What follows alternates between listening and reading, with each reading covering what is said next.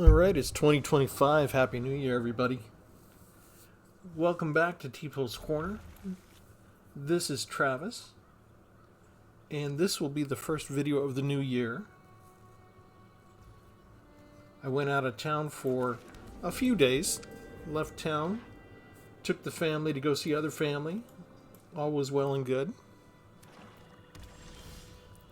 And the upcoming year already looks to be kind of busy. But I'm going to try and keep scheduling 2 videos a year. Or 2 videos a year. Yeah, that wouldn't be a big problem to get, right? No, sorry, two videos a week is my goal. For right now. January's already looking pretty busy on the calendar for work and personal matters, but I think I can do it. So just in case January turns out to be erratic, I've already been sort of non-broadcasting for a little more than a week. So go ahead and think about liking and subscribing. If you subscribe, at least you'll know when something comes out. You won't be wondering each day, where is he? What happened to him? I am still out here. What is this going to be, a 5-color deck? They got all but blue. And they can make blue there. We don't mind that. I don't think they have an instant.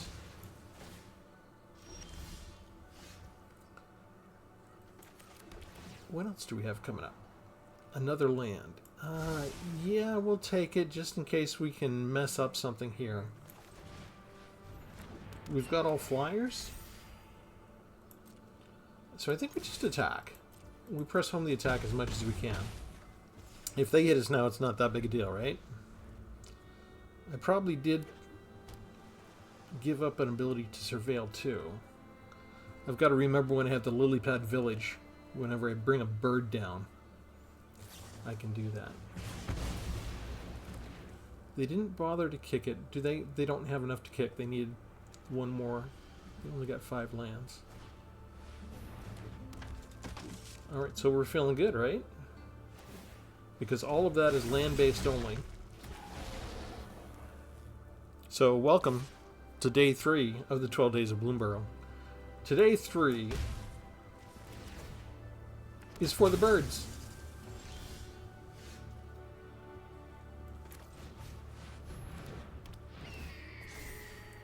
We'll gain the life. We'll attack for 6. And I think we just add counters onto everybody. So they need a board wipe. Or they're pretty much done. They got a planeswalker. Slaughter in the name of Phyrexian. But the most they can do for damage is 2 for their creatures. And that's not enough to even kill one of mine. Behold, a perfect predator. If he was perfect, he could block flyers. Or he'd have haste or something. That is not perfect. Phyrexians think anything with poison is perfect.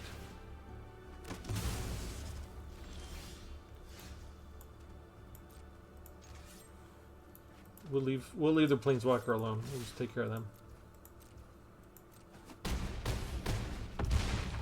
Final score. The birds win at 27 to -13. Thank you for playing Shifty Trey. Let's go and show you the deck. For those who have not been following the last couple of videos, what we did is 12 Days of Bloomburrow. We're going to have a different animal focus for each day.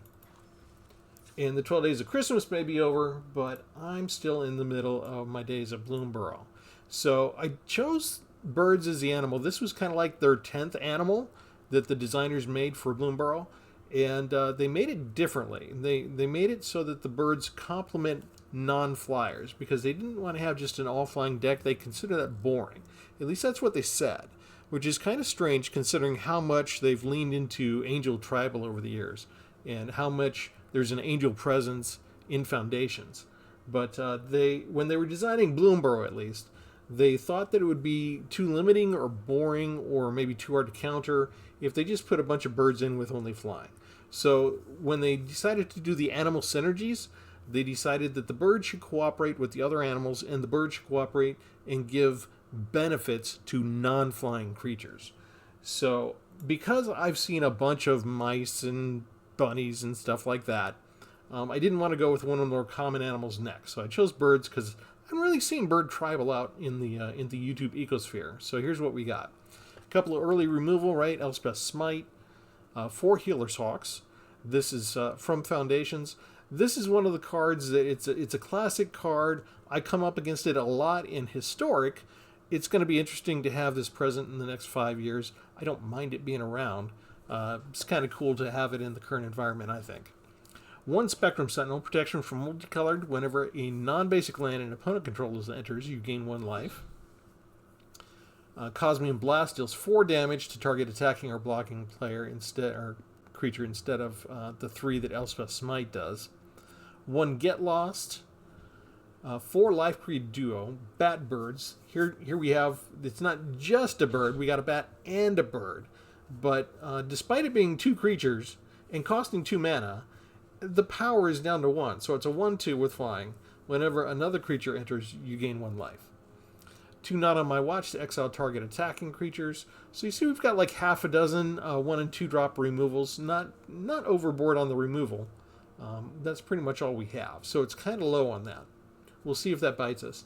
Jackdaw Savior, 2 copies of it. It's a 3/1 with flying. Whenever the Savior or another creature you control with flying dies, return another target card with lesser mana value from your graveyard to the battlefield. So I'm thinking this is going to get me a bunch of my Healer's Hawks back, maybe. Shrike Force, a 1/3. It's got flying, double strike, and vigilance. I like it. 4 Empyrean Eagles. This is cards. Empyrean Eagle is a bird spirit. Gives other creatures with flying +1/+1. So I know that the birds are supposed to help other things in Bloomburrow, but I went and got another bird that helps the other birds. Plumecreed Mentor. Just 1 copy of this one. 2/3. Whenever Plumecreed Mentor or another creature you control with flying enters, put a +1/+1 counter on target creature you control without flying. That target can often be the Adaptive Automaton. When it enters, choose a creature type. We'll, of course, choose birds. This creature is the chosen type, so the Adaptive Automaton will also become a bird, and other creatures you control the chosen type get +1/+1. So it's like a 5th Empyrean Eagle. A Salvation Swan, Bird Cleric. Not just flying is a 3/3, but it also has flash, so you can bring it in on your opponent's turn. Whenever the swan or another bird you control enters, you get to exile up to 1 target creature you control without flying.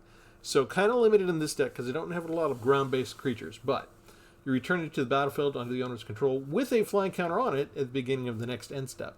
So my Adapted Automaton can become a flyer and gain everything. It becomes a bird creature type, and if we blink it with the swan, then it becomes a flying bird too. So that'll be fun. Seedpod Squire, 3/3 with flying. Whenever it attacks, target creature you control without flying gets +1/+1 till end of turn. That just makes this a 3/3. Here's my other non-flying, Roaming Throne. When it enters, we choose the bird type. It becomes a bird as well. And then any kind of triggered ability that triggers, it triggers an additional time. Finally, Sterling Supplier is a 5-drop, 3/4. When it enters, put a +1/+1 counter on another target creature you control. Doesn't matter if it's flying or not. This is from Allies of Thunder Junction. That's why it's not, if this had been designed in Bloomburrow, this would have been, put a +1/+1 counter on a creature that doesn't have flying. But I was just sort of looking around and seeing what other birds were out in the current environment. So I grabbed one from Thunder Junction. And you can tell it's just a fun deck. Castrol, 3 copies of it. Legendary Bird Scout. Castrol the Wind Crested. Costs 5. We get a 4/5 flyer. Whenever 1 or more birds you control deal combat damage to a player, you get to choose among these 3 different choices. You can put a bird creature card from your hand or graveyard onto the battlefield. Gets a finality counter. Put +1/+1 counter on each bird you control. That's usually what I do. Or if my hand is empty, I might draw a card. This is fun to team up with Strike Force because with Double Strike, this goes off twice. So all we have to do is actually get through with the Strike Force. And quite often, either they don't have blockers because we're flying all the time, or they're not going to block a 1/3 for whatever reason. Let me go in and go over the lands real quick. We've got some things like the Lupin Flower Village, We can sacrifice it, look at the top 6 cards, go find another bird card, and just put it into our hand. So if we start to run low, but we've got plenty of life, or plenty of lands. I've got 1 hidden courtyard and 1 hidden cataract, so we can discover as well. And I only have 2 copies of this right now, I believe. Lilypad Village. If a bird enters the battlefield under your control during the turn, you can spend 1 blue and surveil 2. That could come in handy. And then 1 Surgical Bay to draw a card, and 1 Fair Basilica to draw a card. 1 Demolition Field as always, and I've got 1 Restless Anchorage in there.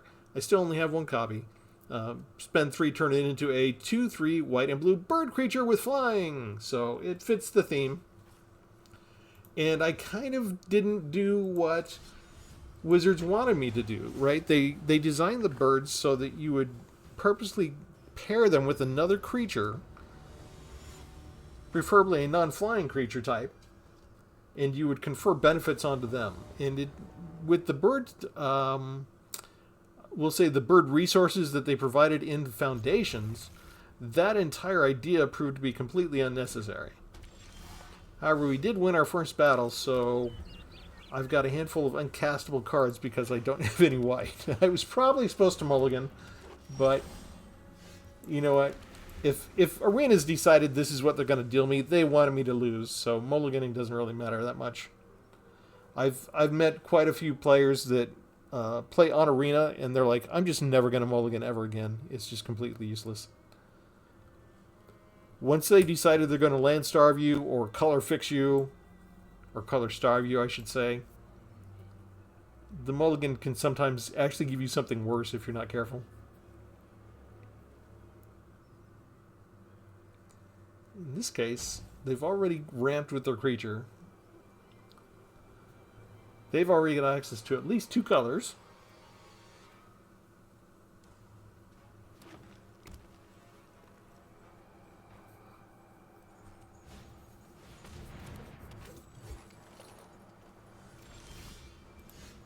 And we're done.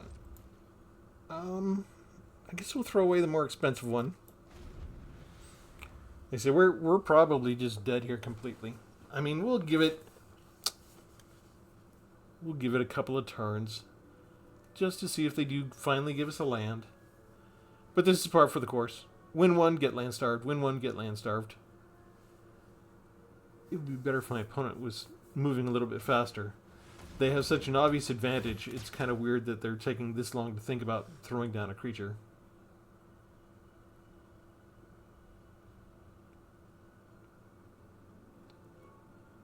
But, you know, maybe they're new. You got to remind yourself to be patient sometimes. The longer I play, the less patient I feel myself becoming because I expect other people to move as fast as I do. Alright, we do have that. What can we do with that? Not much. I guess I'll hold on to the Elspeth Smite and just exile the next attacker. It's not the best answer.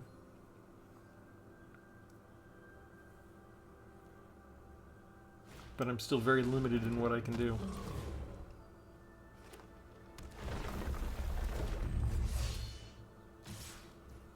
Alright, this saves me from 5 points of damage.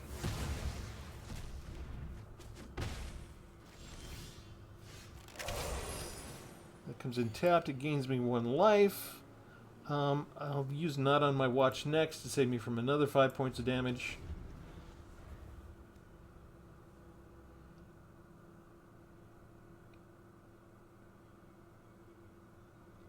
They can cast what? They've got 6? This is kind of a problem for me. Yeah, you notice they got 4 lands and they can empty their entire hand. And because I was delayed in getting the lands I needed, we're pretty much up a creek. So, bring you down. Bring you down. Gain a life.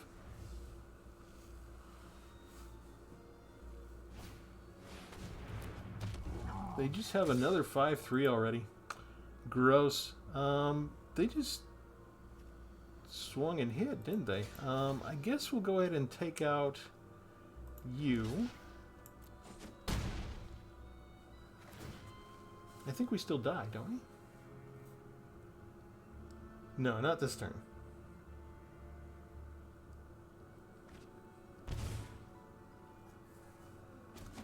We save our creatures. And we end up with 6. This does not necessarily help me, does it? Well, wait. Blah, blah, blah, blah, blah. No, that's exiling. Okay. Well... Okay, so if we do 1, 2, 3, 4... So I can't do the Strike Force. I can do this. So I gained 1 life out of that.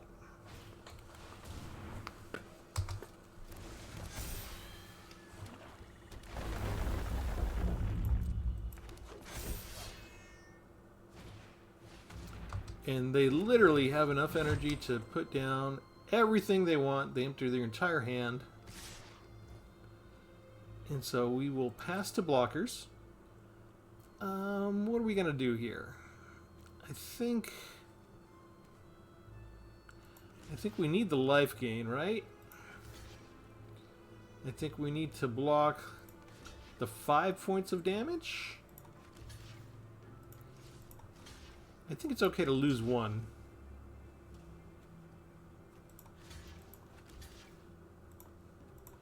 And then we bring down the Swan.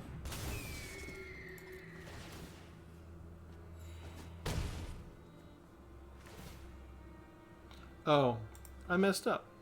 Exile 1 card you control without flying. Everything I have already has flyers, so...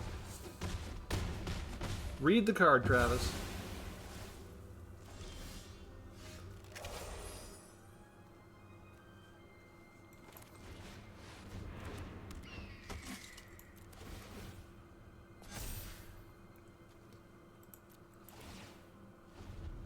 Ta-da!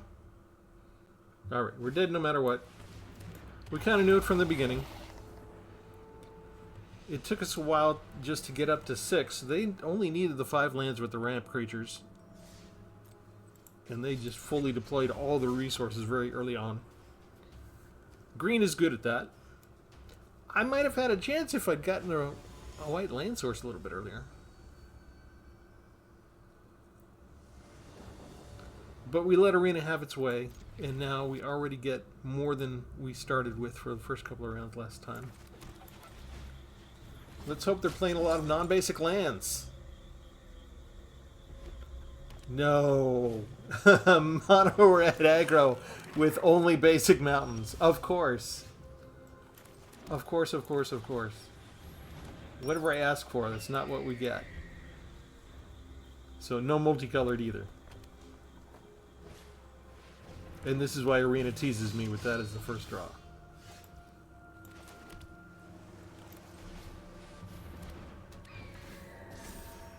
We gain life. We don't attack. If they take out a creature, we still want to be able to block Magda.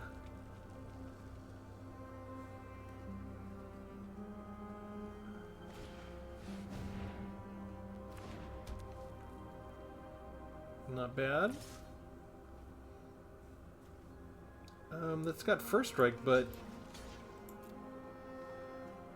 yeah, they can probably kill it too. Yeah, there we go. +1 on first strike. Forgot for a second. Heraldic Banner gives them something. Let's go ahead and just put out this. Attack with this.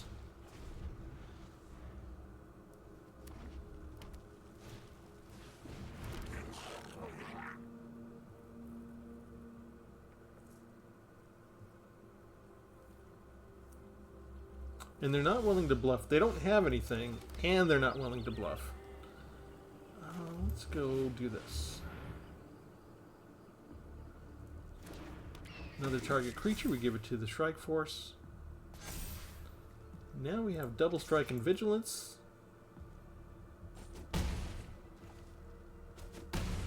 Life is good. Including a nice 4/5 that I can just use as a chump blocker from now on.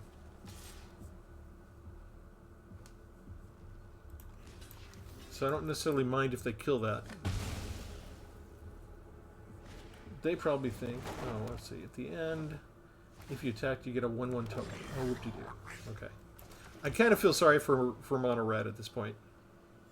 Even though they rendered my Spectrum Sentinel completely useless. I can do this, right? Oh, no, wait. It didn't work. Entered under control. No, I just put the land, that's all I did. Good game, they've had enough. It's because they can't stop any flyers.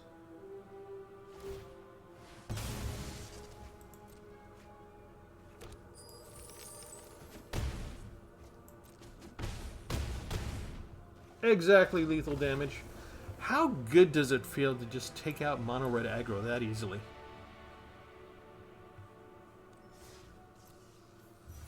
It's a trap. They want me to go into ranked. I've been doing that with a lot of the Bloomburrow decks. The first deck was rabbits, and that was devastating. The second deck was raccoons. I was able to take both of those into ranked and win.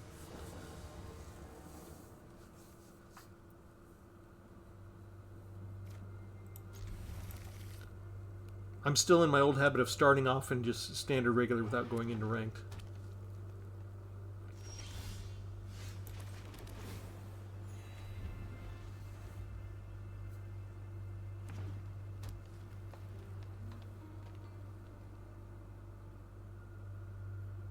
My opponent is, their name is Hide My Email. Not bad, not bad.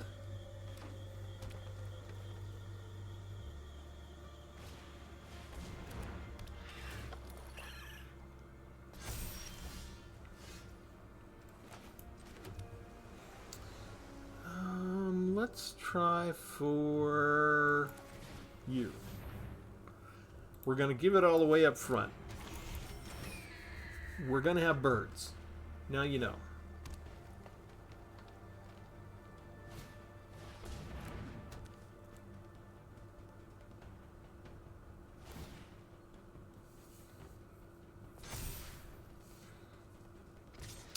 That is gross.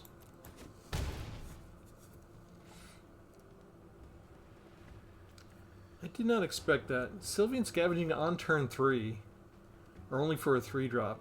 That's a lot of value.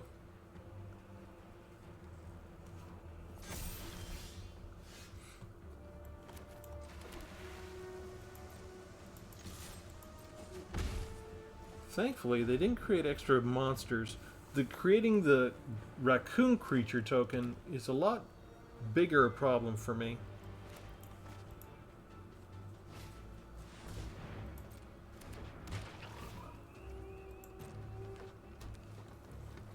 Okay, they're ramping past us pretty fast. What else can you do?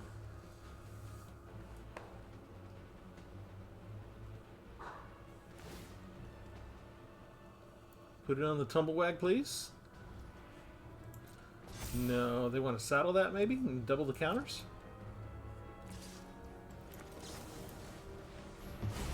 Oh, good. They didn't have protection for it.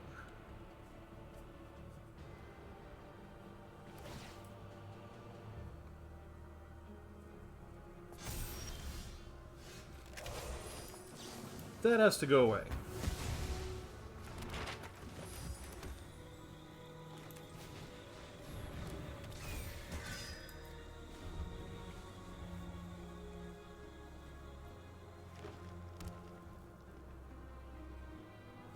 So now they've got a 3/4 blocker with reach. That can slow me down quite a bit.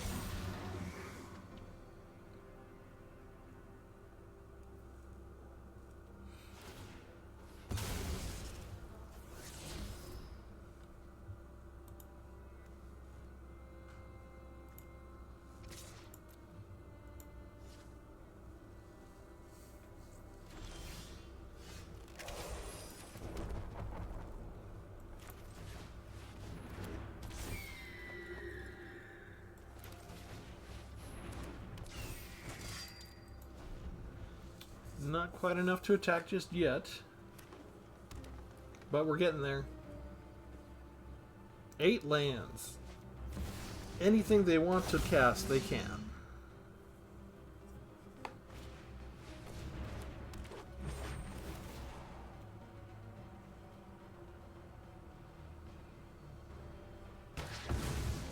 And just when they need it, they get rid of all my power. I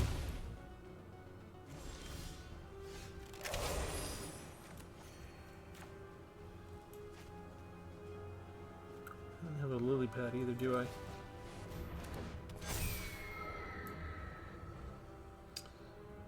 Alright, this also has reach. And what are the odds? I mean, really. I need something. Looks like that's my best bet, actually. No attacks. We can't get past the 5/5 with reach. The opponent has not missed a land drop this entire time. And they're not fighting me. They go to look for another land? Just to thin out their deck?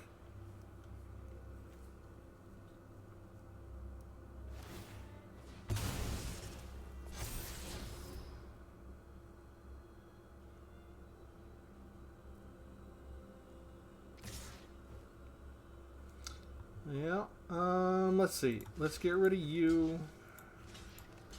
Let's get rid of you, because we have double strike.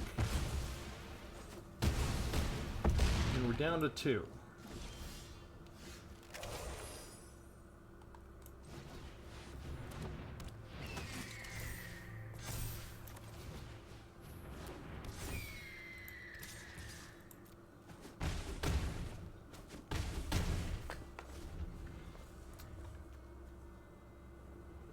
Return another creature. I don't think they want to return another creature, do they?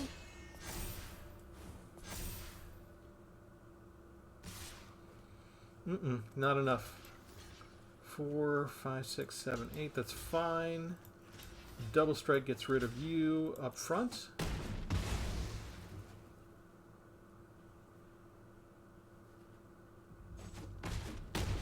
Getting rid of the Empyrean Eagle first is the correct choice. Oh no, they didn't. They chose 5 damage onto the supplier. Well, you don't have reach now. Okay, we pulled it out. That was close.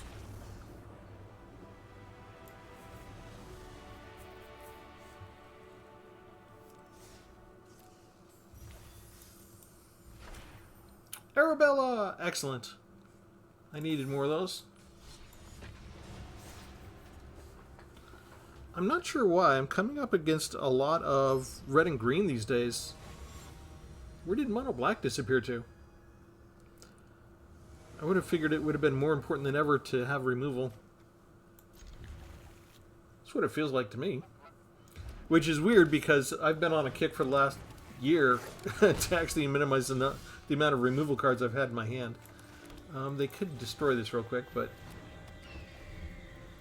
we're not just going to sit here and do nothing. We're going to put stuff out.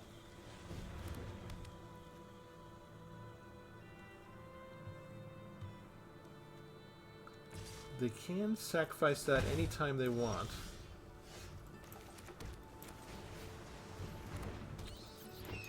I would have sacrificed it right away to get rid of Healer's Hawk so that I wouldn't get the life gain.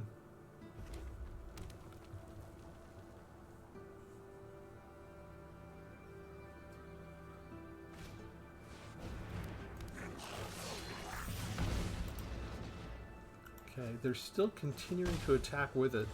That's fine, because now we put out the eagle, bump everybody up ourselves, and just hit. They don't have any life gain, so unless they take out the Empyrean Eagle, we're gonna go pretty fast here.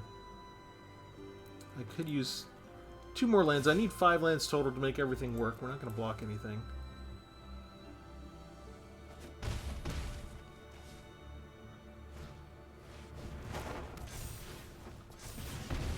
5/4.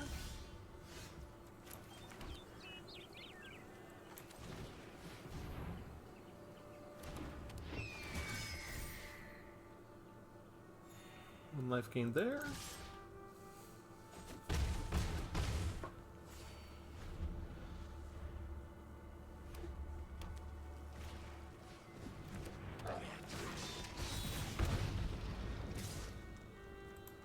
And here we take out you.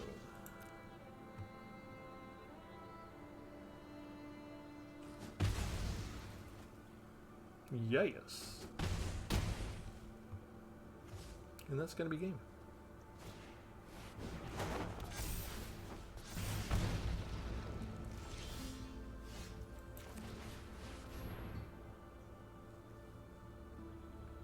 Birds, please. Regain life twice instead of once.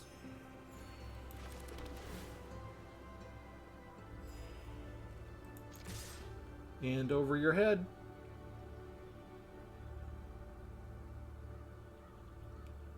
It's sort of like we've taken over Mono Red Aggro's stick, right? We just don't care anymore. They have someone with flying. Sweet. They've got one life point left. Whatever will we do?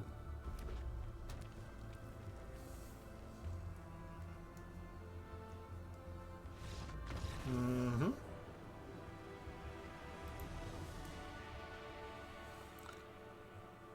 We will take our revenge upon Mono Red Aggro is what we'll do. Let's do one more. We lost mostly due to land starvation. Let's see if they can throw anything else at us. Board wipes are pretty good to use against us. Good discard can still get us as always. What happened to the mill decks? I haven't seen any mill recently in the environment.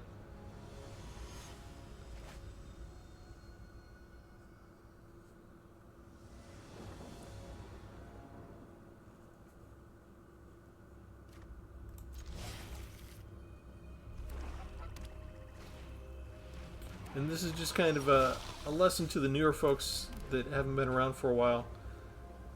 All flying decks are a thing.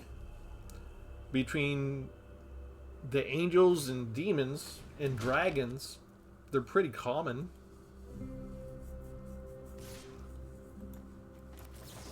We'll just exile you. I don't want them to be able to exile that from the graveyard and incubate.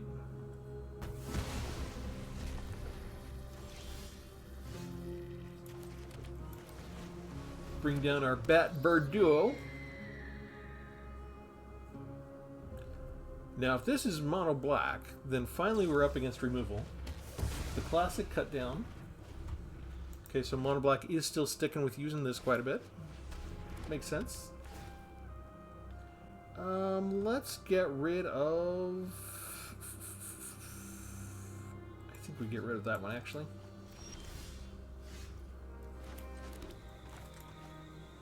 You.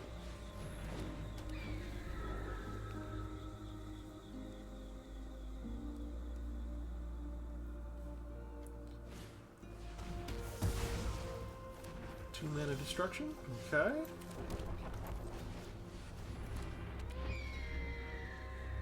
Next.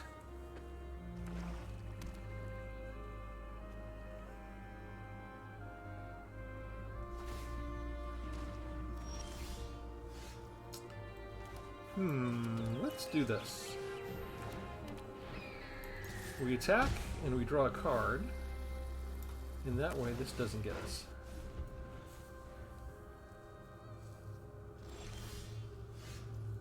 Oh, this is interesting. What happened to all the removal? They missed a land drop. Draw another card. They're based around discard. We don't even have to use the Get Lost on their enchantment. It's not hurting us. They need one more. There we go.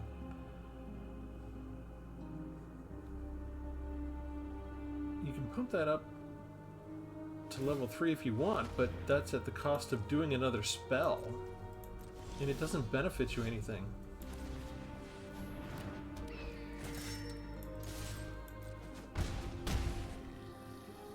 This is just too easy.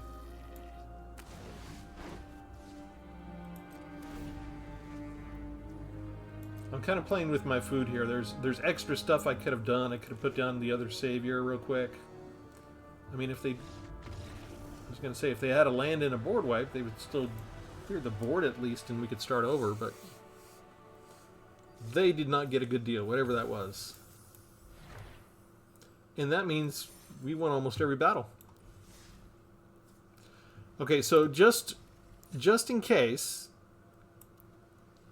I only have 2 of those, but it's not, that might be enough for a deck idea I've had. Anyway, just in case you don't have enough angels, I don't know why you wouldn't, but If you're tired of bored of using angels, consider the birds. I don't see them being used a lot. Castrol is a particularly effective kind of card. I really like it. You can have a couple of different landlocked kind of things that still help you.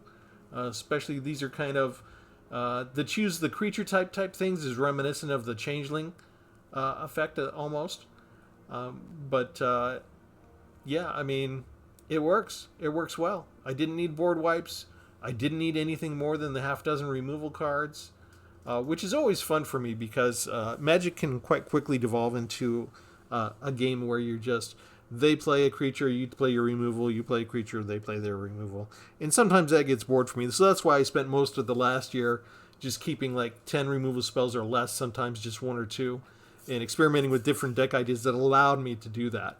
I might get away from that a little bit this year. Depends on how things go. But you see, so far, I'm able to stick to that. And not that I hate removal spells. I love a good removal spell. I love Not on My Watch, for example, too.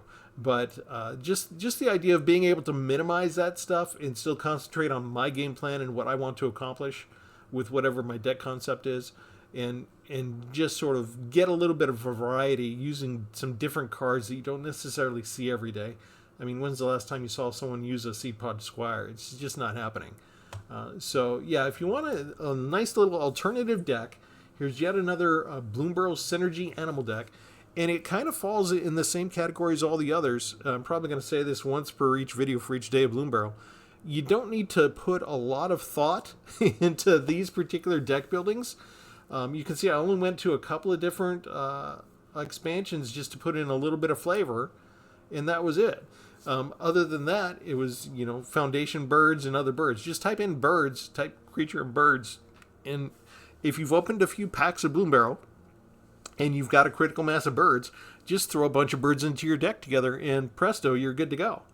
And it works, right? I didn't spend a lot of time making this, so a lot of what Wizards of the Coast designers are worried about sometimes is that the game is so complicated that a lot of people are having trouble making decks. And that's what you've seen in the last few months. You've seen this direction from them in terms of, oh, hey, here's all the championship decks. You can play with them if you want. They're guaranteed winning decks. Oh, here's a whole bunch of pre-constructed decks you can just straight out buy. You don't have to waste your time trying to build stuff. It's actually the opposite for me. I love the deck construction. So you can make it as complicated as you want. That just gives me extra fuel for the fire. But even if you are the type of person that likes to create your own decks, there's a lot of us that have full-time jobs. Your brain doesn't work when you get home at night. You just want to plug something in. That's kind of what my channel is for, is to help out Wizards with their deck construction problem. If I'm putting out 2 decks a week, that means there's 100 original deck concepts that you have every year to choose from. So, here's another one that works pretty well. As always, we're going to do some of the same stuff we did last year, right? At the end of every video, we're going to invite you to like and subscribe like we always do. We're going to thank our Patreon, Cedric. Thank you for sponsoring the channel. And there is a Patreon link down below if you would also like to consider sponsoring the channel for the new year. Let's go ahead and get some more of those going. A whole bunch of New Year's goals. If you do have a New Year's goal that's related to Magic the Gathering or gaming, put it in the comments below. Let me know what you're trying to do this year. If there's any way I can support you with what you want to see from this channel, let me know.